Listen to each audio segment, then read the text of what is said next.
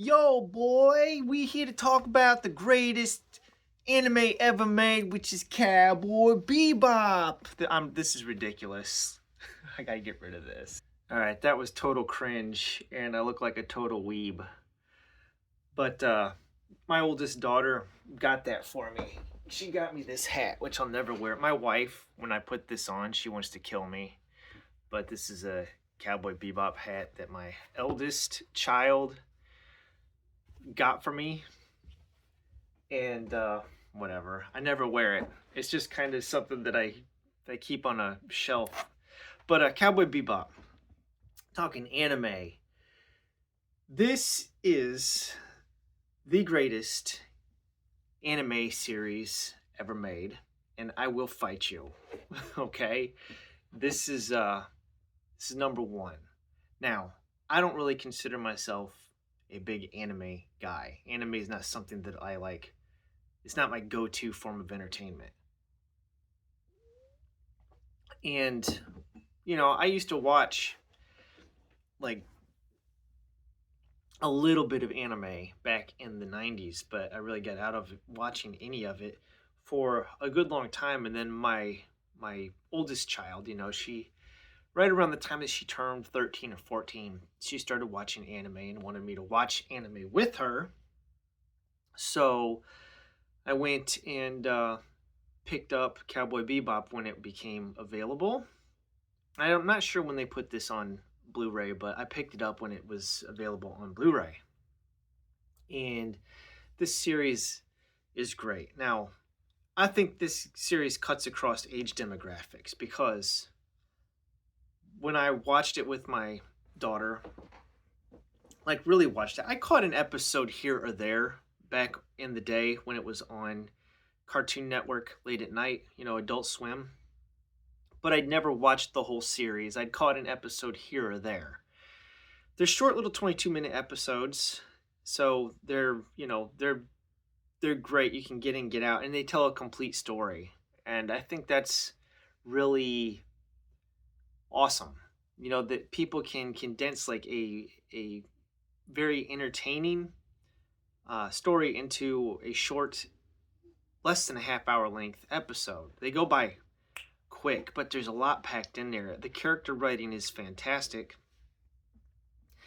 But like I said, this cuts across age demographics because I got my teenagers like the show, people that are middle-aged like myself, and my father, who's in his 60s, he watched this show and he liked it. And that's a rarity for him. He really did like this show. So what it is, let me talk about it. So Cowboys, all right, Cowboy Bebop. Where does the name come from? Well, the name of the ship that they fly in, because it is a space-based television series, interplanetary, if you will. The ship is called the Bebop. They fly around in this hunk of junk spaceship called the Bebop. And then Cowboys, so this is set in the future, and that's what they call bounty hunters. In the future, bounty hunters are called cowboys. It's the year 2071. So there's no aliens in the series. Earth has suffered some sort of major catastrophe, which you'll find out later about in the series, like what happened to Earth. Earth is not destroyed. It's still there. People still live on it.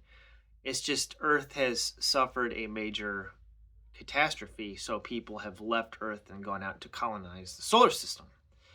There's colonies on Mars, the various planets, moons of the planets like Saturn and Jupiter and whatnot. They've built colonies. So the other big thing is these gates that they travel through they have like the way that these ships traverse the solar system is through these giant gates. And I can't remember exactly what they're called off the top of my head, but they basically put you into hyperspace or whatever you want to call it. They do explain the mechanics of the gates in one of the series. I think it may be the third episode, if I'm not mistaken, or fourth episode. It's in one of those early episodes. So there's a lot of world building that takes place in this show. But yeah, it's kind of a ragtag group of people that get thrown together, and they all have a background. And the series will focus on individual characters and go into like their backstory or things from their past. So it's just really great. There's the main two that we start out with are Spike Spiegel. Okay, Spike, which here's the movie, Spike there. Okay, and then we have Jet Black, and Jet Black is an ex police officer. Okay, he's retired policeman, and you can see him like right there. It's not gonna focus, but anyways, Jet, he's got like a robot arm. He got a cyborg arm, and then Spike. He early on we find out that Spike is what is he, ex Yakuza? I think he's retired Japanese mafia. So these two guys together, they're bounty hunters, and they go out and they look for bounties on. And there's this little exposition device that's throughout the series sprinkled, which is called Big Shots. And Big Shots is they'll turn it on and they'll stream it on their their screen or whatever, and there's this black cowboy, and then there's this really ditzy blonde woman who's a cowgirl.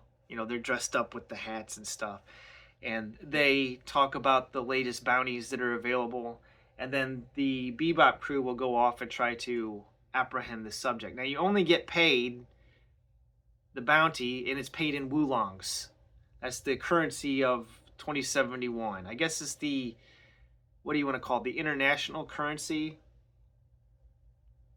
They're not using dollars. So yeah, anywho, we do get further characters introduced throughout the series. There is Ein, who is a corgi, a dog, but he's a data dog, so he's really smart, but the only person that seems to be aware that the dog is super intelligent is Ed, and she doesn't get introduced until way later in the series. There's Faye Valentine. Faye is a femme fatale, okay, and they all have an interesting backstory and past. So I just want to say this series is complete. All right, this has a beginning, middle, and end. It definitely has an end. Okay, this isn't one of those series that goes on and on and on forever, like Dragon Ball Z or One Piece. The series it's got a beginning, middle, and end, and it is kind of an episodic series, but it does have a through story arc in it as well. There's 26 episodes, and then there's the Cowboy Bebop movie.